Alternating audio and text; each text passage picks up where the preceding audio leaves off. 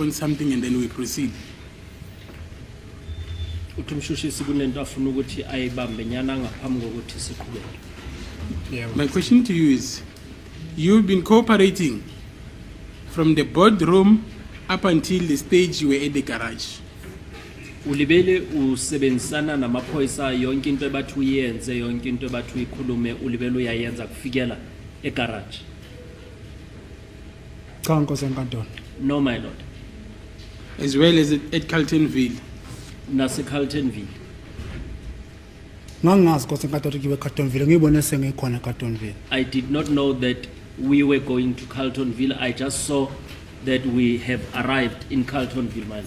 Nokhishwa kwami emaseleni Nkosi enkantolo ngangazi ukuthi ngiyaphi. Ngibone nje sekuthiwa ngena la. Even when I was taken out of the cells or booked out, I did not know. I just heard that I should go in. And then when you arrive at that garage, was there any pressure on you to say something? Uma ufika lapha egarage, kuye kwaba nengqindezi yokuthi ukhulume into ethize. Awukho umbuzo wabengibuza wona Nkosi enkantolo egarage. Bengibuza imibuzo kase bengishupa Nkosi enkantolo. I was not asked a question at the garage. The only time when I was asked questions, it was when I was being chubed. Did you sustain any injuries there at that particular filling station? Uye walimala laphayana egarage. Nkosi enkantolo ngilimale kakhulu estephisini lapha engafika ngincithe khona ama handcuff la. I sustained an injury more when I was there by that stairs when I was handcuffed. Khona la sikhathi bengishupa emotweni Nkosi enkantolo. Ngasho ama handcuff ayengedla phela uma ungishupa ngizozama ukungifasa ngizozama ukuphakama. Ama handcuff izandla ngeke ayiphakame ndawonye. Khona siyaphansi khona siyaphezulu. I-handcuff iyadlana Nkosi enkantolo. My lord, when I was chubed in the vehicle, I can say that I did sustain injuries as the handcuffs would move from one hand to another. As when I was chubed, I tried standing up and trying to use my hands, and that's when a handcuff would injure me. Can you give this court a clear picture of the sum total of the assault that was meted out in that particular filling station? uMshushisi ke ake utshele inkantolo ukuthi ukushawa laphayana egarage kushawe kanjani futhi isikhathi mhlawumbe esingakanani. Nkosi enkantolo sibe sithi isikhathi engisihlale lapha mina emontweni kaJona Ntanzi lapha ngifaka uplastic thiwa khuluma wena khuluma ngithi ngibuthi ngikhulume eni. My lord, there was a long period. There is a long period that I stayed in that vehicle of Jonathan when I was chubed and told to speak. So you were choked, and then what else? Bakchubile by bangifake iplastic ekhanda Nkosi enkantolo bethi khuluma wena khuluma noma bhena ngithi ngikhulume noma manje ngiyasho mina lento ngibuza wena angiyazi mina lento ngibuza wena. I was chubed, my lord, and busy. They were busy telling me to speak to Mabena. And I had told them that I do not know what I was being asked. So ngeke ngazi ukuthi isikhathi kwakubani waze wafika kusiphi isikhathi. Therefore, I would not know from what time until what time did this incident take place. You were chubed, and then what else? I want to understand what else happened to you. Uthe bakchubile nani futhi bakufakele ya plastic ikona ukuchuba nje. Bangifaka iplastic lapha ngisela egarage akaze bangenze ngalento abengenza ngale engilimaza amathumbu leyo yenziwe sesile esigangeni. I was chubed, my lord, whilst we were still in the garage. I was not tortured with that electronic mechanism whilst we were at the garage. That happened later on. So what do you mean when they say they chubed you? Just explain that. Ake uchaze uma uthi bakchubile uchaza ukuthini. Angithi Nkosi enkantolo uma ngifaka uplastic ekhanda kade ungenza yini? Mawaya ukuthi ungihlukumeze kakhulu. My lord, when I am referring to being chubed, I refer to when a plastic was placed on my head. What do you understand by being tortured? Uzwisisa ini ngokuhlukunyezwa?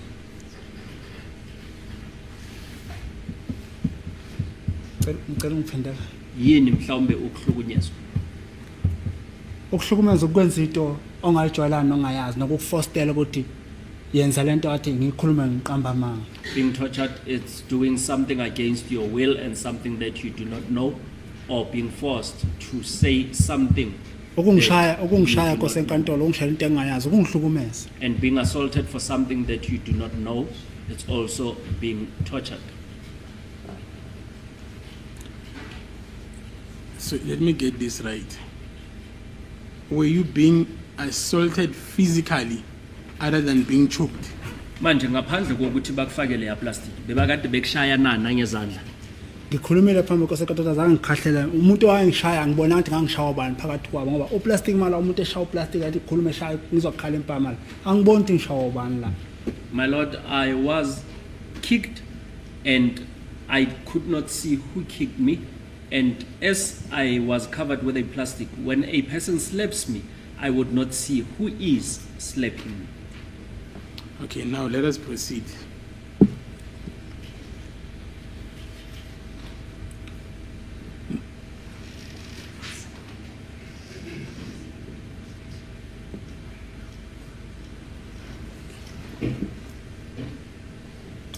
Let me understand this properly.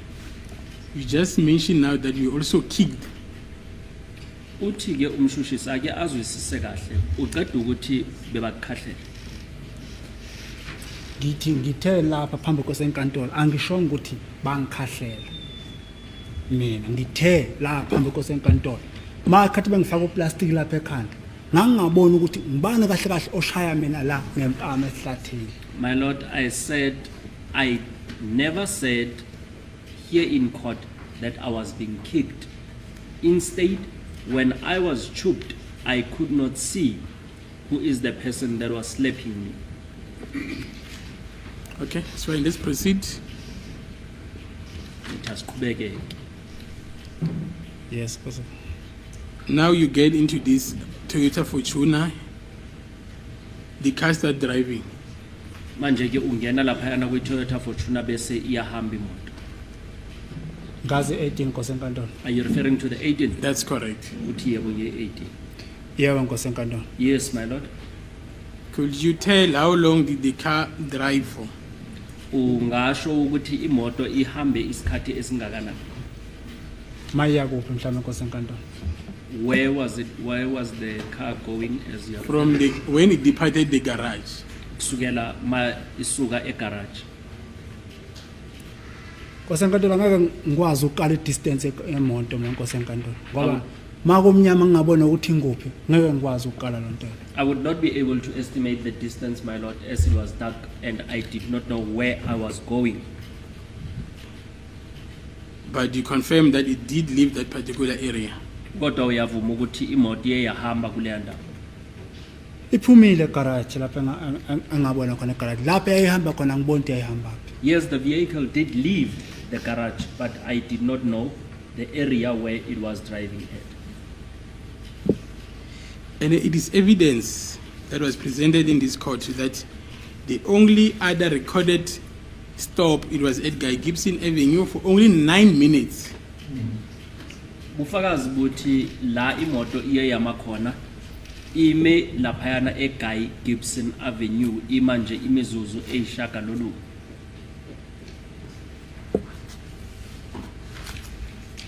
Angazi mina nkosenkantolo ngoba nguyotshena mina azange ngisho ukuthi imoto yami isikhathi esingaka imoto yami akuphi asikho ngisho istrade engangasibiza mina ngegama laso. I don't know, my Lord. I am just hearing as the state is putting it to me. I have never mentioned even a single street that the vehicle had stopped at such a street. Even the time, I do not remember. And from that point, the vehicle drove straight to Pretoria North Subs where you were detained. Bese ke imoto mayisuka lapho iye yashayelwa kufikela izifika esiphoyiseni sasePitori la uye wafakwa khona emaseleni. Ngiyezwa ngoba kusho yena mina azange ngibone. I hear it as the state is saying it. I did not see that. So when you're saying you did not see that, explain that. Uma uthi awuzange ukubone akuchaze lapho. Angithi ngiphendula inkulumo la uMshushisi ayikhuluma ukuthi imoto ihambe straight.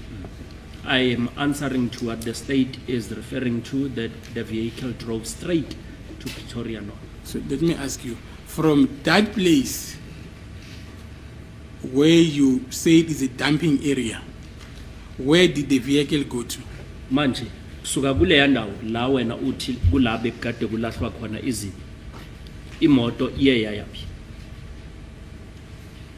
yahamba ngiyazi ukuthi ayiyakupha ngithi mina igula nilazi kwasenkantolo it drove and I do not know where was the vehicle going to as I'm not familiar with the Gauteng province. Did it eventually reach Pretoria North Police Station? Seyifikile police station se Pretoria North. kungenzeka ngoba It is possible. Where did you sleep on that particular day, or where did you end up getting to? Ulele phi ngaleli langa noma ugcine sowufika phi? ngagcina sengifika khona e-police station kwasenkantolo mala ngeke ngisho ukuthi yiphi i-police station ngoba phela maningi ama-police station mina ngihlale kuwo kwasenkantolo I ended up at a police station. I cannot specify which police station was it because there are a lot of police stations which I was kept at. But when you gave your evidence in chief, you did mention or you did concede that particular police station is Pretoria North. Kodwa ngalesikhathi uqala uphana ngobufakazi bakho wena uye washo ukuthi leyo police station yona iPretoria North. kwasenkantolo ngiyathemba mina angishongo ukuthi iyona ngithe mina kwasenkantolo la ngangibona sifika kuleyo police station efike kuyo ngifike ngene ngivulela ngaphakathi ngilala. My Lord, I believe in my evidence in chief I did not say specifically that this was Pretoria police station. I just said I just saw when we had arrived at a police station and the cell would be open, then I would sleep. ngummeli wami ebengikhumbuza ngama police station. It was my advocate who was reminding me about the police stations. So without being reminded, you do not know those places. Ngaphandle kokukhunjuzwa wena wawukade ungazazi lezo indawo. ngangikade ngazazi kwasenkantolo ukulala la ulala uzogcina waziphi ukuthi ulalaphi. I did not know the police stations as I was sleeping from one police station to another, and how would you know where were you sleeping? So now you arrive at that particular station. What happened after that? Wafika ke kuleyo police station kwayenzakalani ngemva kwalokho? onke ama-police station kwasenkantolo bengifika khona befike ngimiswe imoto umhana angene ngaphakathi mina ngishiyeka emotweni noba mabhena. At all the police stations where I was placed, my Lord, Mukhane would park the vehicle. He would then go inside and leave me with Mabena.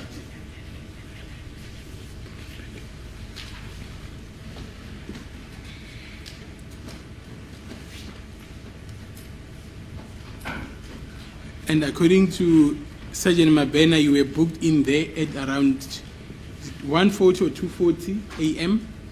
on the 19th of June now. Ukuya ngobufakazi buka Sergeant Mabena uthi yena ufikiswe e-police station bekusele imizuzu engamashumi amabini ngaphambi kwehora lesibini noma imizuzu emashumi amabini ngaphambi kwehora lesithathu Ntathakusa. Mabena or For Mhani. clarification, it was not Mabena. Mabena is late. It was Mukhani. Sergeant Mohani, apologies for that. Uthi ukuya ngo Sergeant Mukhane hayi uMabena ukhuluma ngoMukhane.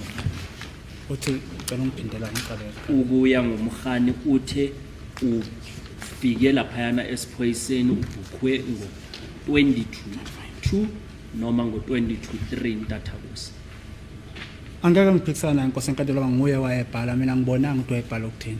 I would not dispute that as he is the one that was writing and I did not see what he was writing, my Lord. futhi angimbonanga lapho ebhala noma wangena ngalo bese ebila nokheke mayongikhelela emaseleni. And I did not see him as he was writing as well because he would just go into the cells and then come back with the keys and place me in a cell.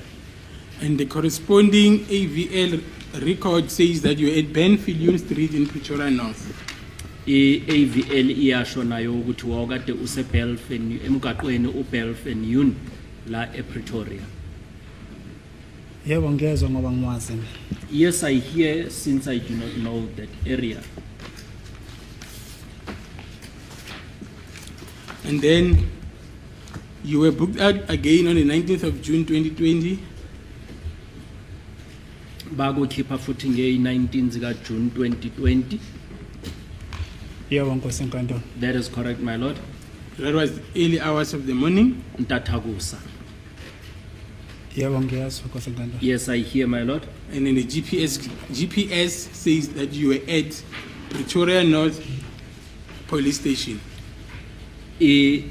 AVL noma i-GPS yona ithi yawukade use Pretoria North Police Station.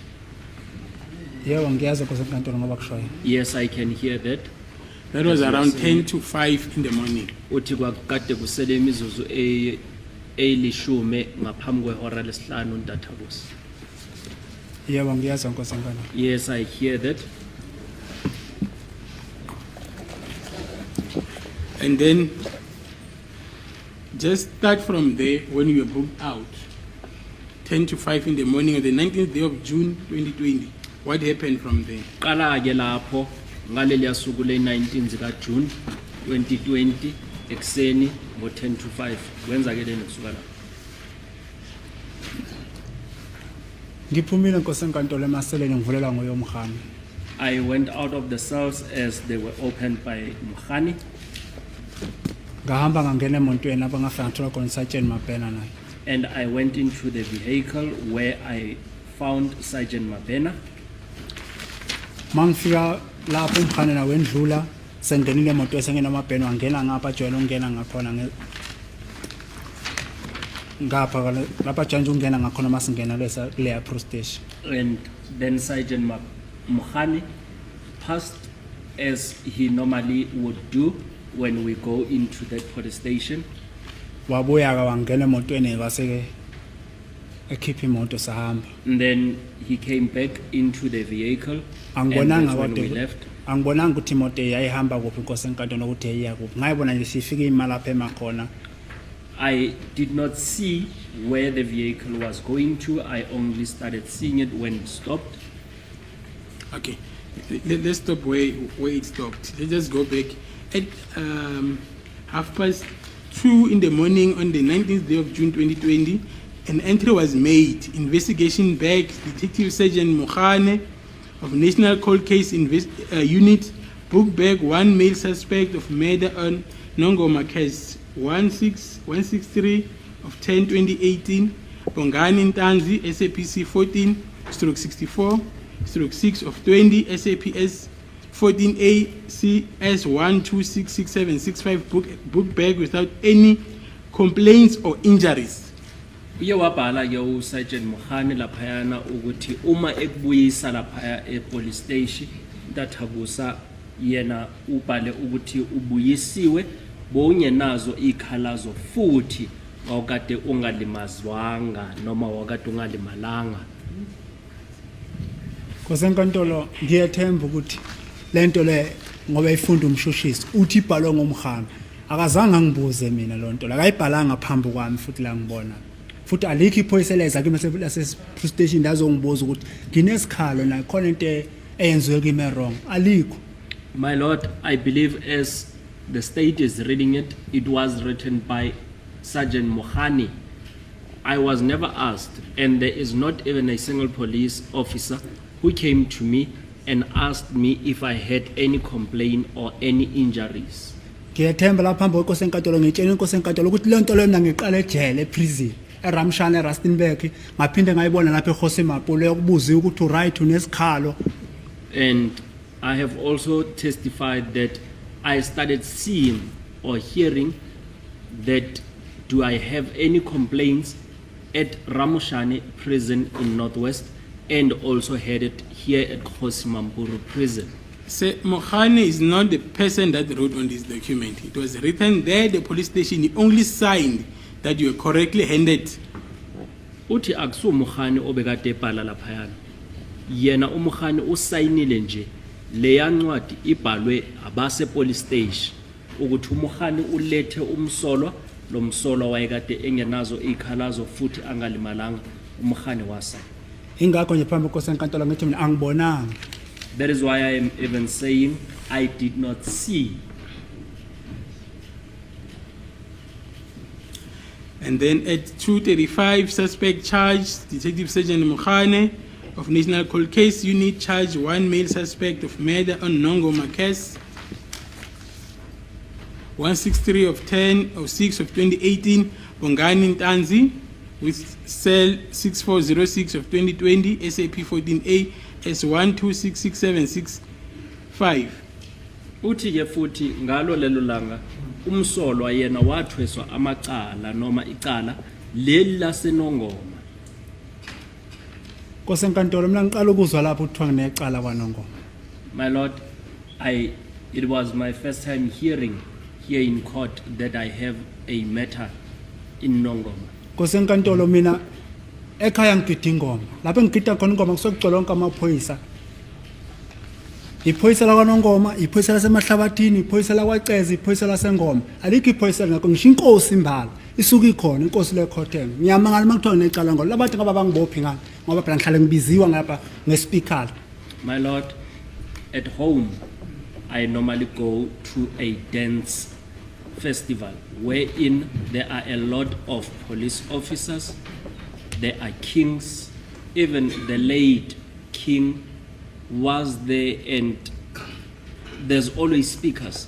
I'm surprised why was I not arrested, as there's speakers that always calls my name and I've never been arrested. Makuthiwa Nkosi enkantolo selase necala kwaNongoma ngeqiniso nje. Mina nginecala kwaNongoma Nkosi enkantolo manje yakho ngisakusho.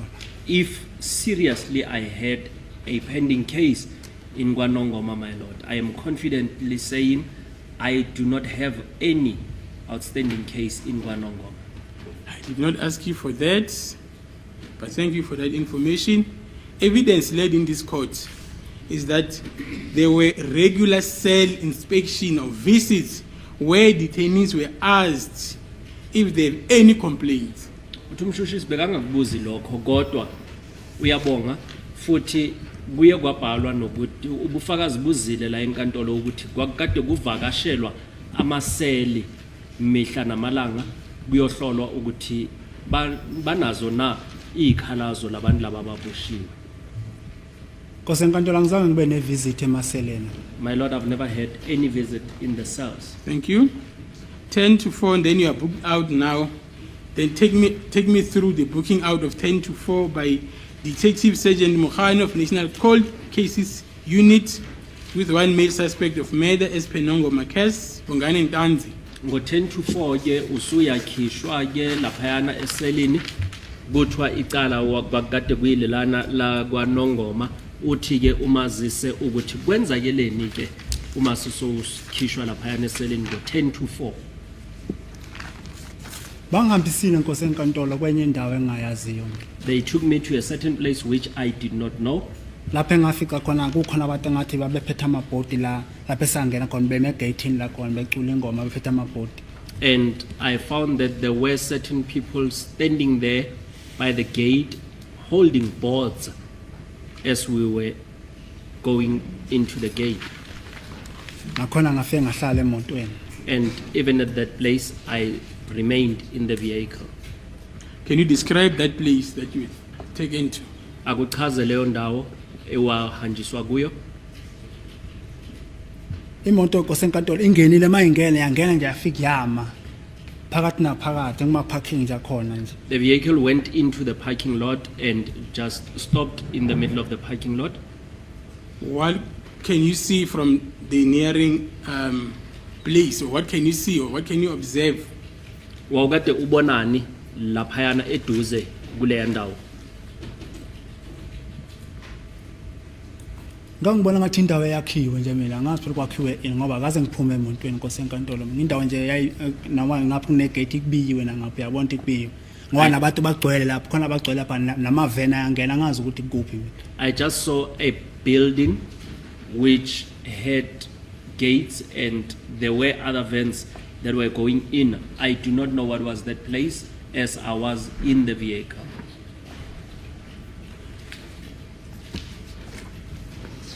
Was it not your evidence on Thursday that that particular place that you got into at the gate is written Orlando? Bekungasubufakazi bakho na ngolwesine ukuthi le ndawo ewungene kuyo yayikade ibhalwe Orlando esangweni? Cha, leyo ilapha engangishawela khona mangathiwa ngikhumbula kahle lapha engangishawela ukuthi ngabona igate ebhalwe Orlando ngaphakathi nama ATM angishongo ukuthi ngalendlela osongibuza ngayo mina. No, my Lord. That particular place that you are referring to, it is a place where I was assaulted where inside there were ATMs. And- That place is written and on kulowo a ndawo note. leyo ngiyibone late lena esikhuluma ngathi sikhuluma indaba sekuseni. And that place that you are referring to, I saw it late. The one that we are speaking about currently, it's the one of the morning. So that place that you were at inside the vehicle is not a police station. Le ndawo le bokade ukuyo emotweni bekungase kuse police station. Ekuseni Nkosi enkantolo. Are you referring to That's the correct. UTL? Except Angazi ngoba ngitshenwa Nkosi enkantolo ukuthi kuphi la. I do not know, as I was not told of where that place was. Is it a place that you can describe as a police station? Yindawo ewena ungayichaza uthi police station. Nama police station ngeke ngichaza maphela mina ilanga lokuqala ngiboshwa mina ngeke ngisho police station soyakhiwa kanjani ngoba azange ngibone nangaphandle kwayo. I would not even be able to explain or describe the police stations, as it was my first time being arrested. Was there a building there inside that particular place? Kwakade kunendawo eyakhiwe. Ngishilo phambi Nkosi enkantolo khona indawo ezakhiwe but ngoba ngangisemotweni ukubuka ngamehlo so nokungena phakathi kunomehlo. I have stated here in court that there is a building, and looking at a place and going inside a place is different. Was that not Chris Hani Baragwanath Hospital? Kwakade kungasi isibhedlela se-Chris Hani Baragwanath. Ngaleso sikhathi ekuseni At that time in the morning, That's correct. uthi yebo. cha No. So how long were you in that particular place? Kuleyo ndawo ube lapho isikhathi esingakanani? angisazi isikhathi Nkosi enkantolo. I do not know, my lord. Evidence in this court is that from Pretoria North, you were taken to Moroka Police Station. Ubufakazi obuzela enkantolo bathe ukusuka ePretoria North uye wathathwa wayisiwa eMoroka Police Station. Yebo ngiyazwa Nkosi enkantolo. Yes, I can hear that. What is your comment? Wena uthini uma uphawula? Angeke ngicomment oba ngangazi Nkosi enkantolo ukuthi kuphi. I cannot comment Ngoba- because I do not know what was that place. Ngoba seyasho ke mthi kwakukuphi. Ngithi yebo ngiyavuma. However, as you are stating it to me, that where was that place, I would agree with that. And the vehicle arrived there around 6:15 at near Koma Street, Lamini, Soweto. Imoto ifike laphayana ngo6:15 ekseni ngasemgaqweni obizwa iKoma eDlamini eSoweto. Yebo ngiyazwa Nkosi enkantolo. Yes, I hear that, my lord. And the AVL also revealed that that particular place is the Moroka Police Station. Futhi nale ncwadi le ebizwa iAVL ibonisa ukuthi leyo ndawo ipolice station yaseMoroka. Yebo ngiyazwa Nkosi enkantolo angeke ngiphikisane la ngoba into ayifunda uMshushisi ayibukayo. Yes, I can hear that, and I would not dispute it, as that is what the state is reading. And that vehicle left Moroka around 11:59. That's when it started up and it left that particular place. Leo moto ke yahamba khona eMoroka police station uma kusele umzuzu ngaphambi kwehora le12 emini kula ye yaduma khona yahamba. Yebo ngiyazwa. Yes, I can hear that.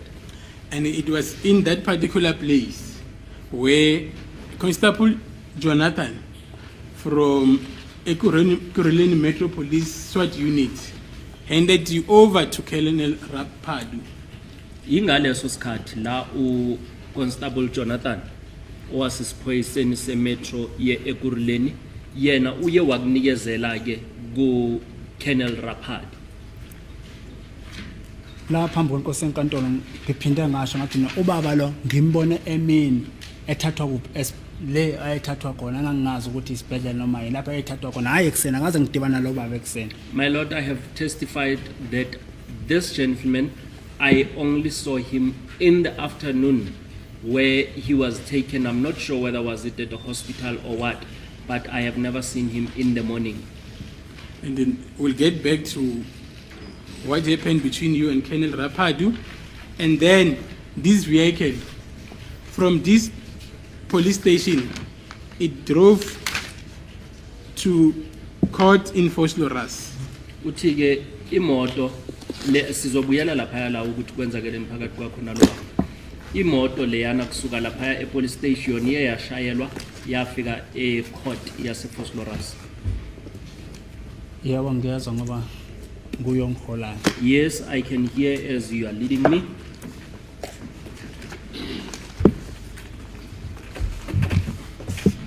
And then this is consistent with what the AVL says and what Sergeant Mokhane says before this court. Leyo nto ihambisana nalento ekhulunywa yiyo lamaphepha we-AVL nento ekhulunywe uSergeant Mokhane.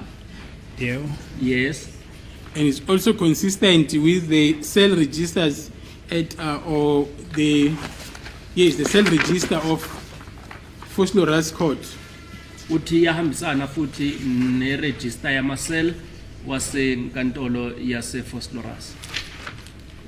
Ngiyethemba nankosi enkantolo ayikho into engathi la ngiyayiphikisa ngithemba na okay ngoba ngiyezwa kusho wena nkosi enkantolo. I believe, my Lord, there is nothing that I have disputed thus far as you have been saying it.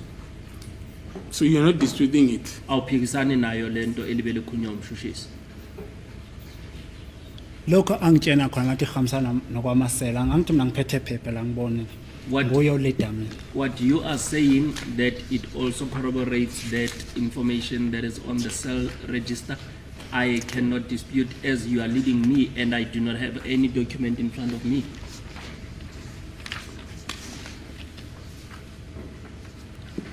Do you dispute that at some stage you were taken to a court in Vosloorus? Uyaphika ukuthi uye wayisiwa enkantolo yase Vosloorus. Nalapha enkantolo ngishonga ukuthi ngiphikile ngithe angazi ukuthi kwakukuphi lapha engaya khona. Even here in court, I never disputed that. I said I did not know where was I taken to. And that court appearance is supported by the AVL report as well. Nako logo ukuya enkantolo kuyabona kuhanjisana futhi nalendaba olukhulunywa ile phepha ele AVL. Yebo. Yes. Okay. From the court, where did you go? Manisuke enkantolo niyephi? Imoto ihambile nkosi enkantolo ngangayibona ukuthi ihamba kuphi lapha engaze yafika yamakhona sekuqhamuka lo baba lo oweza nomama nengane wafika wangena lapha emontweni kimi. The vehicle drove to a place which I did not know, and then this particular gentleman arrived with a child and a woman whom he entered the vehicle. Can you describe that location? Leyo ndawo ungayichaza ukuthi bekuyindawo enjani? Angithi lapha safika samakhona kune gate la nkosi enkantolo. There is a gate kuphuma ama taxi imoto eziningi ziyangena ziyaphuma la kule gate le. and taxis are going in and out and other vehicles. Ngoba bona baphuma bamaphandle bekhuluma nefoni ngabona nje siqhamuka umuntu bekhuluma naye wangena emontweni bamnikeza ifile bebemnika lona eli brown. And they were speaking they went out of the vehicle and they spoke on the phone. Then a particular person came and they gave that person a brown file. Ngoba lo muntu ngangihlele naye mina lapha emuva la. Because I was now seated with this particular person at the back of the vehicle. Mayiqeda lapha imoto futhi yasuka yahamba ngibona ukuthi yayihamba phi. And that vehicle then drove off. I did not see where was it driving to. Ingakho lapha phambi kwenkosi enkantolo lapha imoto ayima khona ngangifike ngibuka ukuthi imigugu wangi isimile imoto. And Noma yini la. that is why I am also saying that wherever the vehicle would stop, that is when I would look around so that I would be able to see where were we. So did you see anything written Chris Hani Baragwanath Hospital there? Ikhona into mhlawumbe ebekade ibhalwe Chris Hani Baragwanath Hospital lapha. Angithi ifastela lehlisiwe ngakimi. Umuntu mayekhuluma nefoni uthi uyongena esibhedlela kuphi kuphi. Ngizocrema lelo gama lelo. As the window was taken down on my side, and when a person would be speaking on the phone that they would be going to such a hospital, I would be able to cram such. So it is not what you saw, it is what you heard. Akusi into ewuyibonile ukuthi yayikade ibhaliwe, into ewuyizwile. Angibonanga nkosi enkantolo ngoba nommeli wami baba uMngomezulu ngamtshena naye ukuthi baba uMngomezulu kunemoto lapha ehambe khona yayoma endaweni eso but kodwa lo muntu lo ngamuze ekhuluma nefone ethi isibhedlela ngabuza baba uMngomezulu isibhedlela sikuphi isibhedlela salapha egole egcwala khona amatekisi amanengo baba uMngomezulu waseke engitshela usazolandela a check ukuthi ngabe sipho sosibhedlela. And even Mr. Mngomezulu, I told him that I did not see any writing on the wall. I heard, and I even informed him of such. I described a hospital where there are a lot of vehicles that are passing there, and I asked him which hospital could that be, and Mr. Mngomezulu said he would still make his research. So after he made the research, did he come back to you to tell you it was Chris Hani Baragwanath Hospital? Ngemva kokuthi sekaye wayobheka umnumzana uMngomezulu ke uye wabuya kuwe wazokutshela ukuthi leso sibhedlela kwakade kuyi Chris Hani Baragwanath Hospital. Yebo ungikhombisile lapha. Yes, he came to me and showed me. What did he show you? Ukubonise ini? Amaphepha la wayewafunda khomba ukuthi le moto ihambela le moto ihambela le moto ihambela. Documents that he was reading that that vehicle drove on such a road. Is it a document similar to this one? Incwadi efana nale I can borrow you this document. uthi angakuboleka yona uyibheke ukuthi iyona mhlawumbe.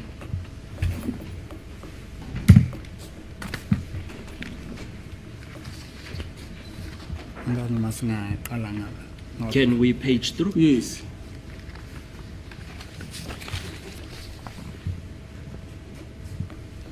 Yebo wasikhombisa wona. Yes, he did show us this document.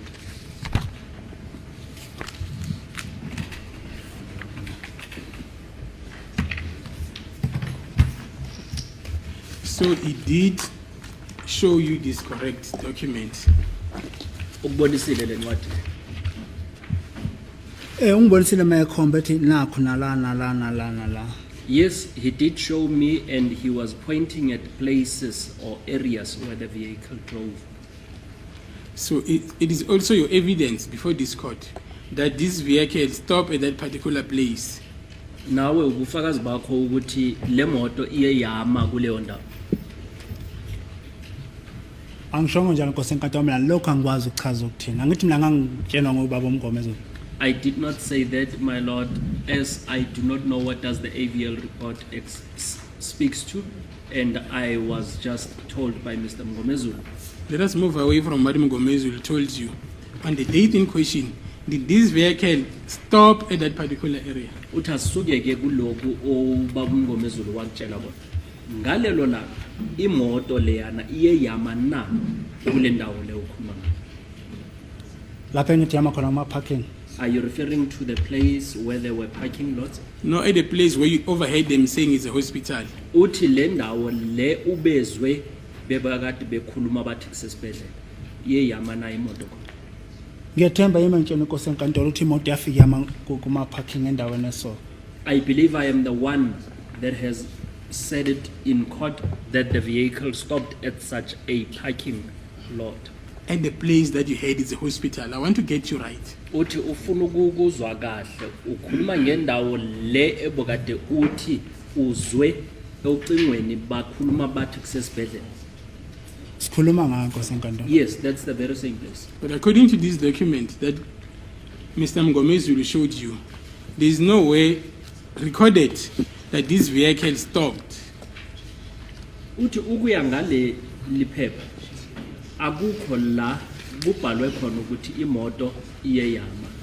If it may please the court, my lord, according to the AVL record, it shows that for plus minus 10 minutes or so, 12 minutes, there was what's called ignition off at Barra Hospital, my lord.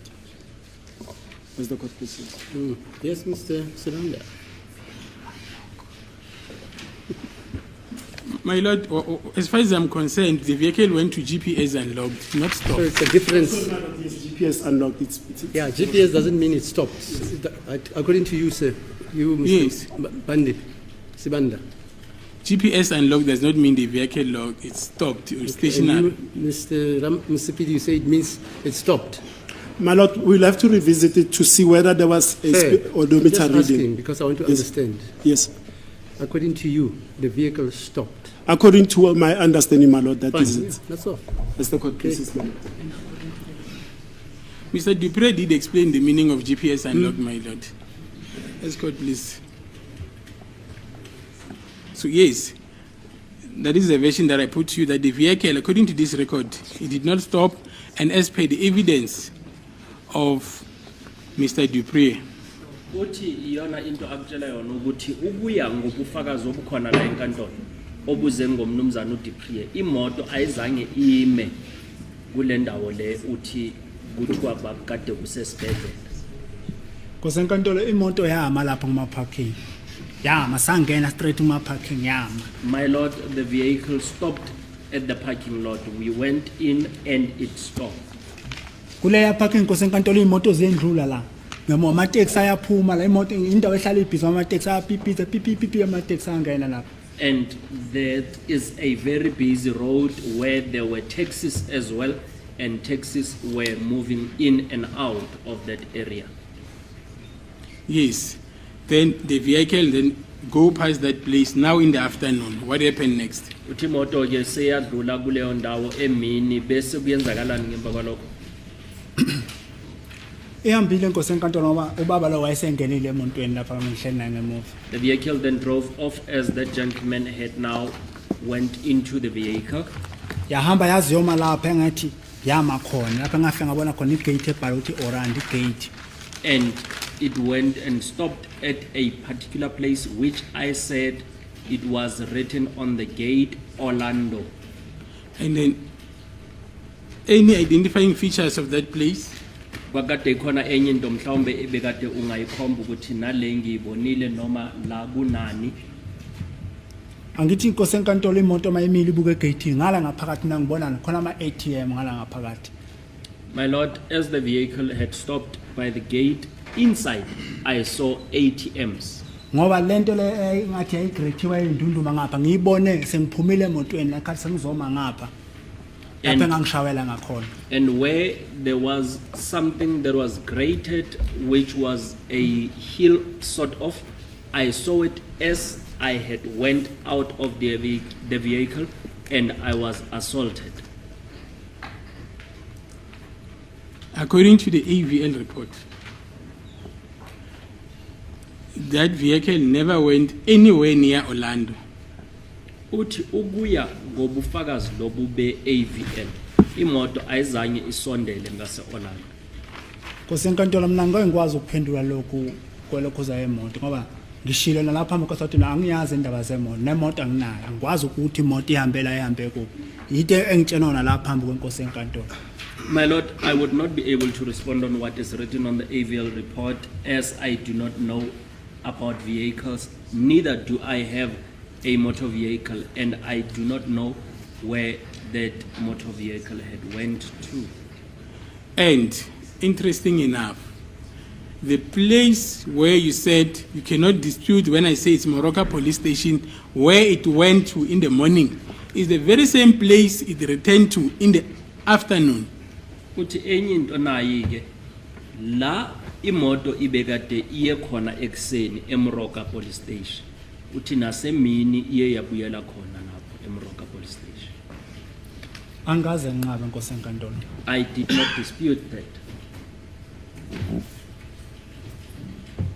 So if you do not dispute that, where does this story of Orlando and ATMs and dumping, where does it feature?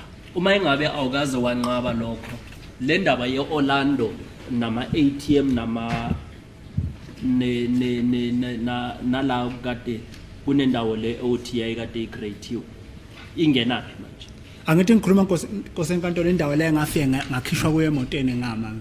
My lord, I am referring to a place where I was taken out of the vehicle and stood there. uMshushisi kule police station akhuluma kuye akaze ngiphumela nokuphuma emotweni mina. And the state at the police station which they are referring to, I was never even removed out of the vehicle.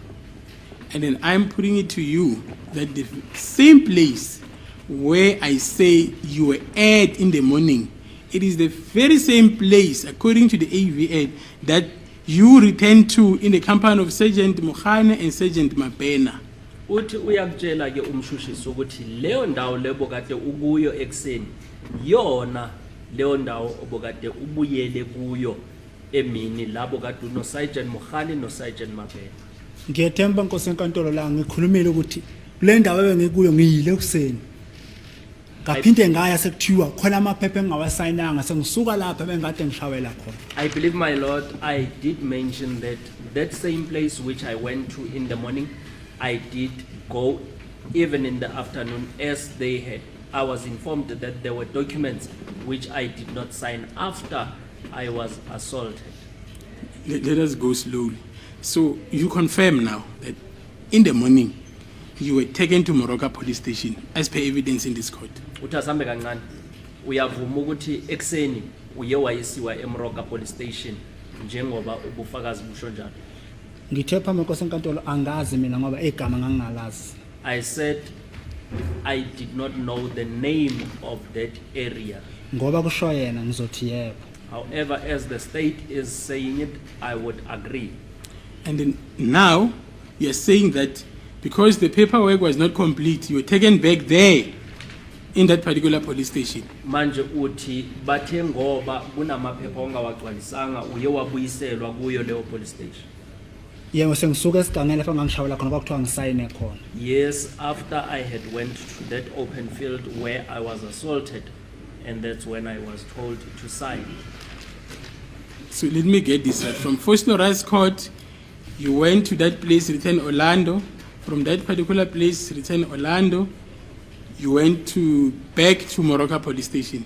Shukuthi ke ukusuka eFosloras enkantolo uye waya kule ndawo le ekutho ebeyikade ibhalwe Orlando bese kusuka lapho kule ndawo ebhalwe Orlando waya eMroka police station. Kunjalo Nkosi enkantolo. That is correct, my lord. But that version is fabrication, says it's not supported by anything, it's not consistent with what the AVL says, it's not supported with what Bongani says.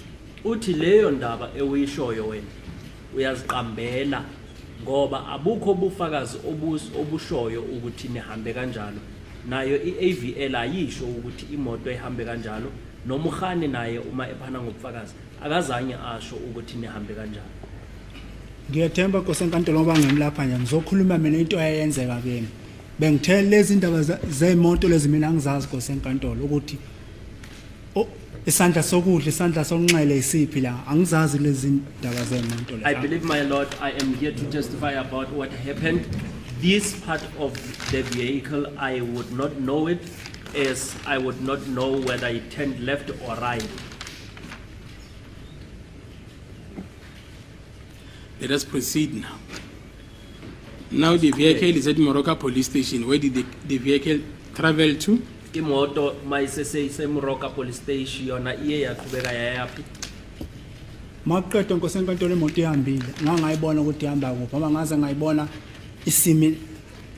isimi la elokhuzeni angazi kupho ngoba uMbongani wangena wehla ngibona ngegama le police station mana awubona ukuthi kwakugcwele amaveni amaphoyisa lapha phandle. The vehicle drove off, my lord, and I did not know where did it go to. I only saw that it was at a particular police station, as there were other police vans, and Bongani had went inside. So this is the second police station of the day. The police station esibini kulelo la. Yebo Nkosi enkantolo ngoba sasuka lapha sikhona sahamba ngangabona ukuthi imoto yami ngayibona la safika sama khona kwagcela amavena uMbongani wangena wehla. Yes, my lord, that would be the second police station of the day, as we had left the first one, and then at the second one, that's when Bongani alighted the vehicle and went in, as there were other police vehicles. Lapho khona Sergeant Mabena atsa khona ifone ethi ekhuluma nomphathi ngaze ethi ekhuluma ethi hello mphathi angazwe ekhuluma namuphi umphathi wakhe. That is when Sergeant Mabena answered the call, and he was speaking to his leader, referred to as Mphathi. I did not know whom was he speaking to. And then how long did Bongani take in that particular police station? uMbongani uthathe isikhathi esingakanani kuleya police station? Wangena ngaphakathi isikhathi ngengikwazi usimeshina mina Nkosi enkantolo. He went inside. I am unable to mention how long he took. And then from that particular police station, where did the car go to? Ukusuka kuleyo police station imoto iye yayapi. Ukuswallow police station kosenkantolo angiyazi imoto yahamba yakuba ngoba ngayibona mina sengiphuma i-toll gate le ngiyaziyo vele mangisuka eMarikana le Baltimore Marikana bakwena ibheke iyongena edrobheni eRustenburg. From there, my lord, I do not know where the vehicle went to. However, I saw and noticed a toll gate which I normally use when I go into Marikana, as the toll gate was Marikana and going into Northwest, my lord.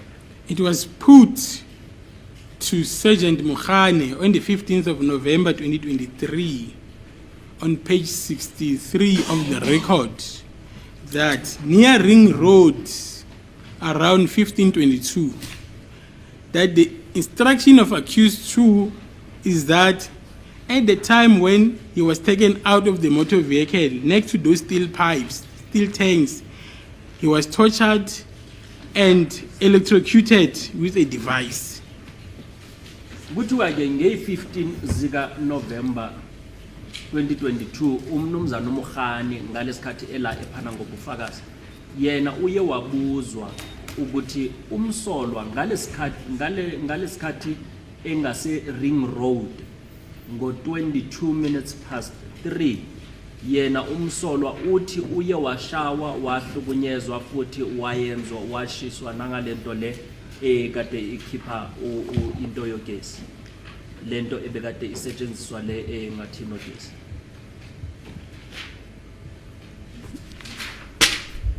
Ngiyethemba kosenkantolo mina ngikhulume ngalapha engangishawela khona lekhosi nge-18 nange-19 nange-24 lapha engimeshine khona nge-19 kula ngase Orlando le ebuzwa ngumshushisi ngoba ngithi mina igoli angilazi ngeke ngisho lapha ngangekuphi. My lord, I believe I did mention that I was assaulted on the 18th, 19th and 24th, and the place where I was assaulted on the 19th, it was in Orlando. The place that the state is referring to, I do not know, as I have previously stated that I do not know the It was a version. It was a version that was put to Sergeant Mukhane. That is your instruction. Uthi udaba olatshelwa uSergeant Mukhane ukuthi wena uthe ummeli wakho amtshele uSergeant Mukhane ukuthi wena ushawele ngale ngase-Ring Road. Kosenkantolo ngiyethemba ubaba uMngomezulu nguye owatshena uMkhane lokho nkosenkantolo mina amagama noma ubaba uMngomezulu khona alikho igama engangalimeshina so ngeke ngikwazi ukuphendulela ubaba uMngomezulu nkosenkantolo ngoba ubaba uMngomezulu ukhona. My lord, I believe Mr. Mngomezulu is the one that has put that to Mr. Mukhane, and I would not be able to speak on his behalf as he is present in court. But Sorry. What is the imputation? You're saying it was put that to Sergeant Mukhane that at about 3:22, is it? that's correct. What happened? That is the instruction of accused 2 Yeah. that it was the time when he was taken out of the motor vehicle next to those steel pipes, steel tanks where he was tortured. Wait. Next to the steel tanks. Yes, and steel pipes. Steel pipes and steel tanks. Okay, fine. Where he was tortured, electrocuted with a device. Okay. Ngoba kuthiwa ile ndawo le wena uthi bekade kuneyinsimbi namatangi weyinsimbi la uye washawa khona futhi bona bashokana ngalento le ebekade bayiphethe. Nkosenkantolo khona bese ngidideka khona ukuthi lapha sikhuluma ngale iphilanga kahle ngoba manje lento akhuluma ngayo into yange-18 mina ngikhuluma ngendaba ye-19 so sengiyalahleka lapho manje sengifuna ukwazi kahle ukuthi ikuphi lapho ngibuza khona ngibuza nge-18 or ngibuza nge-19. My lord, I'm now getting confused on whether am I being asked with the occurrences of the 18th or the 19th, because the ones that the state is referring to, it's the occurrence of the 18th. Yeah, that is the confusion that we're having. That what happened on the 18th also happened. And that's when the version changed. Hence I'm asking you this question. Uthi naye ilolo kudideka o analo ngoba lento yenzakele nge-18 futhi uthi yenzakele nange-19 yikona iyona impica badala ukuthi babhekene nayo na. nge-19 Nkosi enkantolo akaze ngikhulume ngamatanka ngingangishawula tshela namatanka ngikhulume ngegate le engangiyibona lapha engangimkhona ngibanjwe ngobuthelezi ngapha nomunye omhlophe engangingalazi igama lakhe. My Lord, on the 19th, I never said I was assaulted at the tanks. I said I was held by Buthelezi and another person who is light in complexion, whom I do not know their name or their surname. The court, we went on greater detail trying to find out where is this place. And then Sergeant Mohan testified before this court. That is, he says, it's a shopping complex wherein they went in to buy water and chips. Inkantolo iye yabuza ukuthi ikuphi leyo ndawo.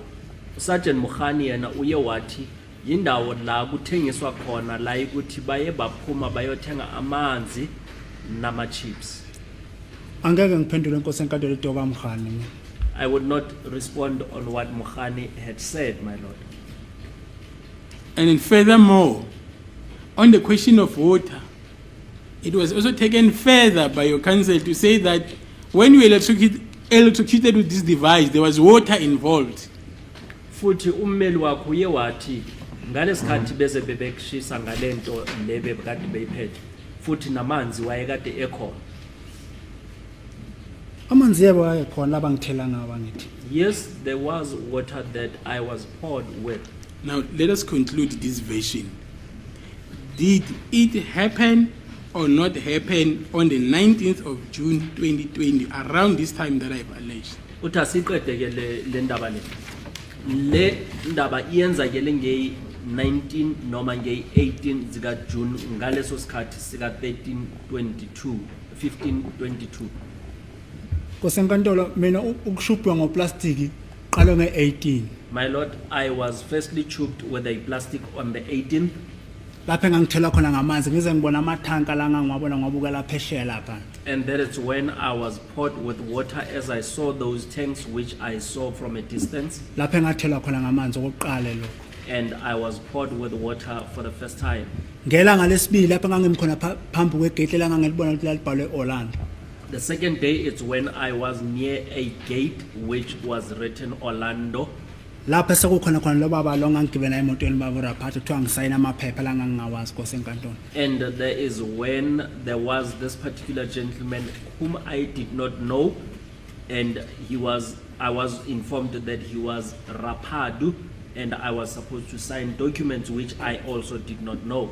Lapha engaphinde ngashawa khona Nkosi enkantolo. And that is when I was assaulted once more. So it is I want to understand you well. I don't want to put words into your mouth. This particular version that it happened near Ring Road after 1522, it never happened. Uthi uMshushisi akafuni ukugwinyisa amazwi le ndaba yokuthi wena ubukade ungase Ring Road ngabo 1522 kusho ukuthi imizuzu nje ngemva kwehora lesithathu ayizange yenze. Angikwazi umgwaqo walapha Nkosi enkantolo mina. I do not know the name of the road, my Lord. I'm not asking you the direction, Mr. Ntanzi. I'm saying this assault, did it happen or not happen? Uthi akakubuzi ukuthi umgama lomgwaqo yeliphi. Ubuza ukuthi I do not intend to interject this way of cross-examination unnecessary, but I think the state needs to be very honest with this witness here. Because this witness consistently keeps on saying, I do not know the names of the roads there. At least if we were to say, according to you, this type of an assault, and they just try to give an example of how the assault actually happened, then probably that would give a clue as to what is it that the state wants to get from the witness. But to simply say to the witness, did this incident happen in the Ring Road or not? That is very unfair to this witness after he had repeatedly told this court that I do not know the names of the roads there. Thank you, Madam. Yes, My Mr. Lord, it is in line with the AVL, and the difficulty that I have, the assault is being duplicated in all these places that he mentions. So I cannot say this was particular in this particular incident. Sorry, you're saying this Ring Road Yes, appears on the AVL. on the AVL, yes. that the vehicle traversed There- that road, That's correct. right? To where? On its way to Pukeng, my lord. Okay, so it was on its way to Pukeng. That's Does correct. it mention the time? If I can just go back to the AVL.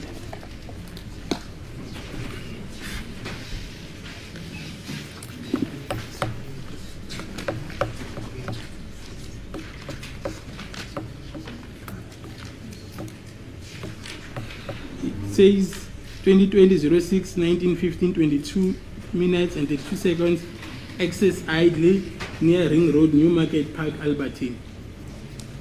So it was in Alberton, not in Soweto. No, in Albertine now, on their way out. Okay, fine. And then it went on a greater length to say that that particular place, it has always been a complex, and the impression that was created was that it was at some stage when this incident happened, it was not a complex in that particular area, my lord. Okay, that's. So we're talking, you're saying that the witness is in Soweto, in Orlando, and you are saying Ring Road is in Alberton. My lord, no. What are you saying? This is what I'm saying. Yes. The witness says Yeah. from that particular police station, Which is what? he doesn't mention that particular police station. And we contend that from Moroka police station, when Mabena and Mokhane went to fetch the USB and keys, they then undertook a trip to Pukeng. And then on their way to Pukeng, Mokhane testifies that they went to this place, Newmarket, where they bought Simba chips as well as water. And in the stop in that particular area, it was 37 minutes. And then they proceeded with their trip to Pukeng. And the version that was put is that in that stop, particular stop, accused was taken off out of the motor vehicle. He was then taken to those steel pipes when he was tortured and assaulted. And he also cheated. Can you interpret that, Mr. Interpreter? Uthi ke uMshushisi njengoba nani kade nisendleleni niya ePhukeni kula ukuthi niye nadlula kulomgwaqo le iRing Road la ukuthi ubufakazi uthe ummeli wakho wena uye wakhishwa emotweni washawa khona lapho ngase Ring Road. Nkosenkantolo, mina ngishawelela ngabona khona ibhodi lalibhawuthi Orlando. Ngisamile lapho Nkosenkantolo. My Lord, I still maintain that I was assaulted at an area where I saw a board that mentioned Orlando. My lord, I will go to the record so that I can settle this issue. You want to go now? No, the record. And they're bringing the laptop.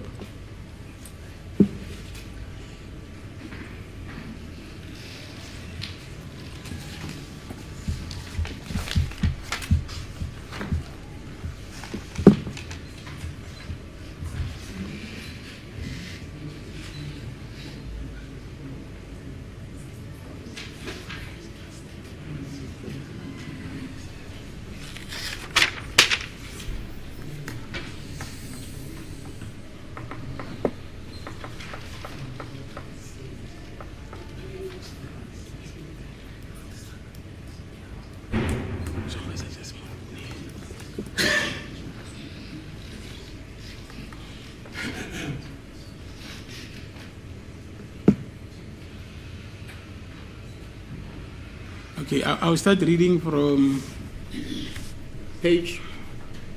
it's page 58.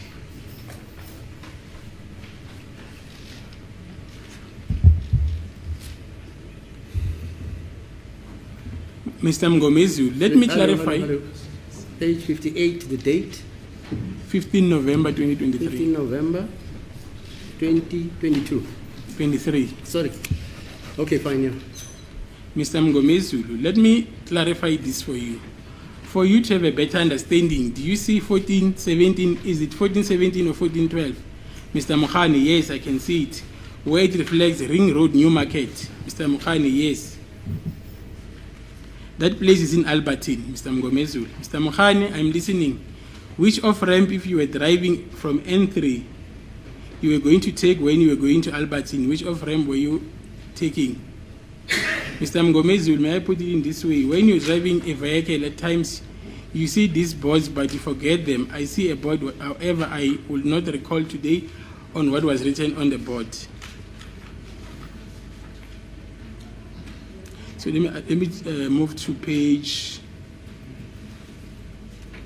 59. Mr. Mgomezulu,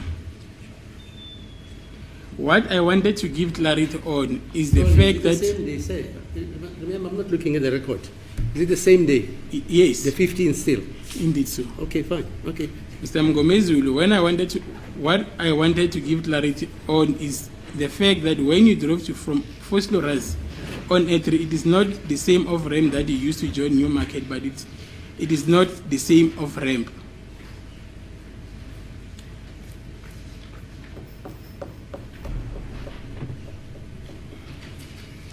I'm going to quickly draw the court's attention.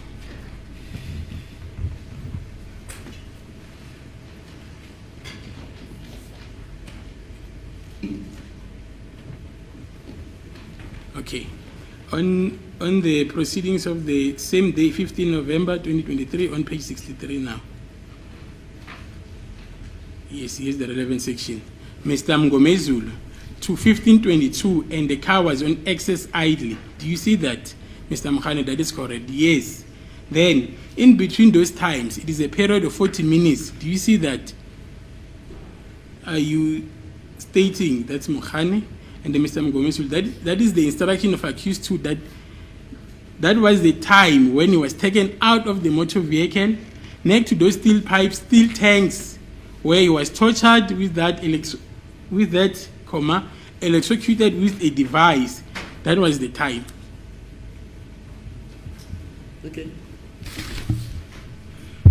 Yes, Mr. Rob. And then it's very important as well to mention what was the response from Mukhani. If I recall very well, Mr. Mgomezulu, you had alleged that we took him to the steel pipe in Soweto, Orlando, before we took him to the officer Rapadi and officer Geninda came, and now you are saying we took him to steel pipe in Albertine. So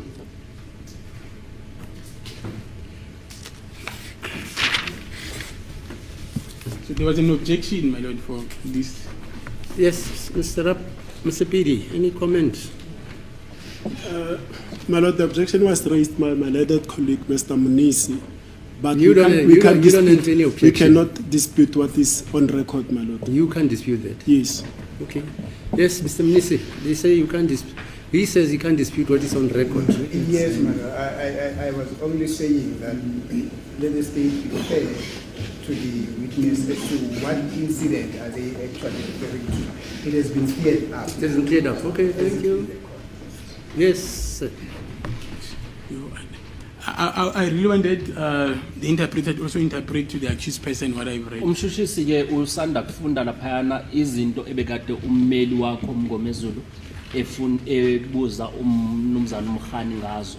Uye wathi kumnumzana uMkhani, ngiyakutshela ukuthi umsolwa uthe kimi ngikwazise ukuthi niye nathi manisuka laphayana esiphoyiseni umsolwa ke wayisiwa ngakule ndawo iRing Road la washawa khona futhi.